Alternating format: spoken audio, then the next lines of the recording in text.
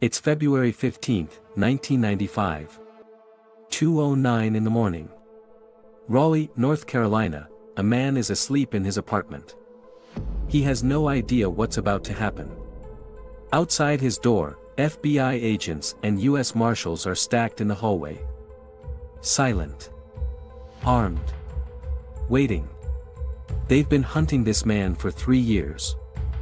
3 years, through 8 cities, dozens of fake identities, and some of the most audacious computer crimes America had ever seen. They knock, the man answers. He's unshaven.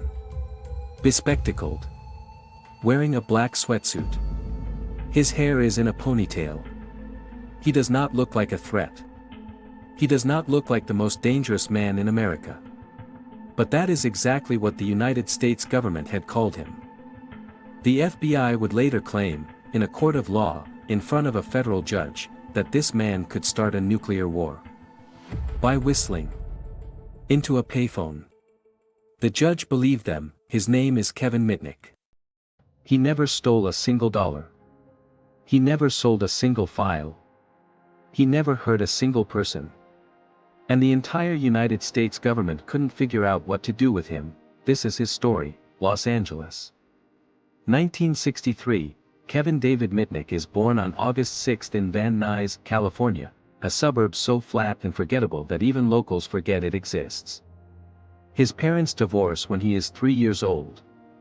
His mother works long shifts as a waitress to keep the lights on. Kevin is alone. A lot. He's overweight. Unpopular. The kind of kid who eats lunch by himself and nobody notices. But Kevin has something other kids don't. He sees systems. Patterns. Loopholes. And the moment he spots one, he can't help himself. He is 12 years old the first time he hacks something. Not a computer. Not a phone.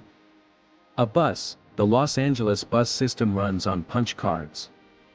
Riders buy tickets, the driver punches them, and that's it. Kevin notices that the drivers throw away their unused transfer slips. He digs them out of the trash. Then he asks a driver, very politely, where he can buy his own hole punch. The driver tells him. Kevin buys one. And just like that, Kevin Mitnick rides every bus in Los Angeles. For free. Forever. It's not about the money. It never is. It's about the game. The puzzle. The moment you realize, this system has a hole, and I just fit through it, by his teenage years, Kevin has found a new system to poke at. The telephone. In the 1970s, a subculture is quietly growing in America, phone freaks. Teenagers who figured out how to manipulate telephone networks. Make free calls. Listen in on conversations. Reroute lines. Own the invisible infrastructure humming beneath the streets. Kevin finds them. And he fits right in. He discovers he has a gift.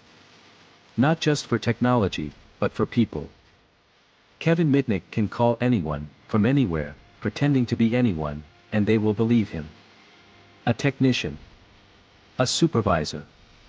A fellow employee. He'll call a phone company, impersonate an on-site engineer, and walk away with passwords, access codes, system manuals, things that were never supposed to leave the building. The technical term for this is social engineering. Kevin just called it talking. 1979. Kevin is 16 years old. A friend hands him a phone number, a backdoor access line into a system called the Arkansas. The ARC belongs to Digital Equipment Corporation, one of the most powerful computer companies in the world.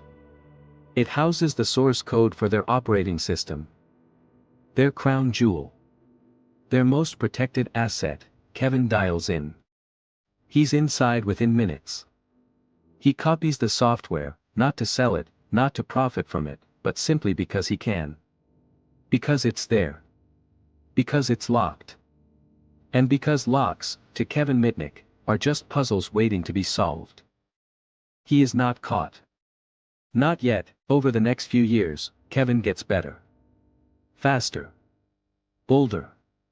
In 1981, He and a group of phone freaks physically walk into Pacific Bell's phone center in Los Angeles. They walk out with operating manuals, password lists, and door lock combinations. They don't break a single window. They don't carry a weapon. They just talk their way in and walk their way out. Kevin is eventually caught in 1988. Convicted of stealing software from Digital Equipment Corporation. A judge sentences him to 1 year in prison, followed by 3 years of supervised release. Kevin does the year. He comes out. He tries to stay clean. He almost makes it. But near the end of his probation, he hacks Pacific Bell's voicemail computers. It's almost compulsive. Like a musician who can't stop playing even when the venue is closed, a warrant is issued for his arrest. Kevin Mitnick does what Kevin Mitnick does best. He disappears. 1992. Kevin Mitnick is a fugitive. And not the kind who hides in a cabin in the woods. Kevin runs like a ghost through the American grid, moving from city to city, building new identities from scratch, hacking cell phone networks so he can detect when FBI agents are getting close. He will later write about one particular moment. The FBI was closing in on his apartment. Kevin monitored their radios, knew they were near, and removed all the evidence. Then, before he left, he put a box of donuts in the refrigerator. With a label on them. It said, FBI Donuts. He thought it was funny. The FBI did not. Over the next 2.5 years, Kevin breaks into some of the most secured computer networks in the country. Motorola. Nokia. Sun Microsystems. Novell. IBM. He clones cell phones so he can't be tracked. He intercepts private emails. He steals source code, not to sell it, just to read it. To understand it. To win. Kevin answers. He tries to deny who he is. He tries to stop them opening his briefcase, the one stuffed with fake ID documents. An agent pulls out a most wanted poster. It's over. The last thing Kevin sees before they put him in handcuffs is Tsutomu Shimomura, standing in his apartment, watching quietly. Kevin looks at him and says, "Hi, Tsutomu, here is where the story gets strange. Kevin Mitnick has not hurt anyone. He has not stolen money. He has not sold a single piece of information. He got access to tens of thousands of credit card numbers from a server, and never used one, and yet, the United States government treats him like a weapon of mass destruction." Federal prosecutors stand in front of a judge and argue, with a straight face, that Kevin Mitnick has the ability to start a nuclear war. By whistling into a payphone. The idea being that Kevin had memorized classified launch codes and could transmit them acoustically through a telephone line. There is no evidence this is true. Kevin himself will later say he doesn't even know if the judge was naive enough to believe it, or if the government just wanted to make an example of him. Either way, the judge agrees. Kevin Mitnick is placed in solitary confinement for 8 months. No phone. No computer. No contact. Not because of anything he did inside, but because the government was afraid of what he might do if he got near a telephone. He sits in a cell. With his thoughts. And waits. For nearly 5 years, before a plea deal is finally reached. He pleads guilty to 7 counts including wire fraud and computer fraud. He is sentenced to time served plus a few additional months. When he walks out of federal prison in January 2000, he is 36 years old. The judge bans him from using computers, cell phones, and virtually any communications technology for 3 more years. The only thing he is allowed is a landline telephone. The world's most famous hacker. Banned from the internet. Something interesting happened while Kevin was in prison. He became a symbol. Hackers and civil liberties advocates around the world argued that Kevin had been held without trial for years, that his punishment was wildly disproportionate to his crimes, that the government had invented a nuclear war narrative to justify keeping him locked away.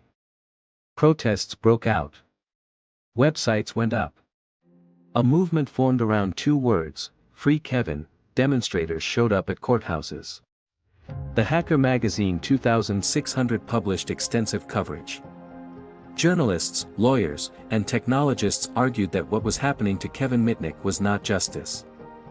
It was a message. A warning to anyone else who dared poke at systems they weren't supposed to touch. January 2003. Kevin Mitnick's probation ends. He is allowed to use a computer again. The same companies that once feared him now want to hire him.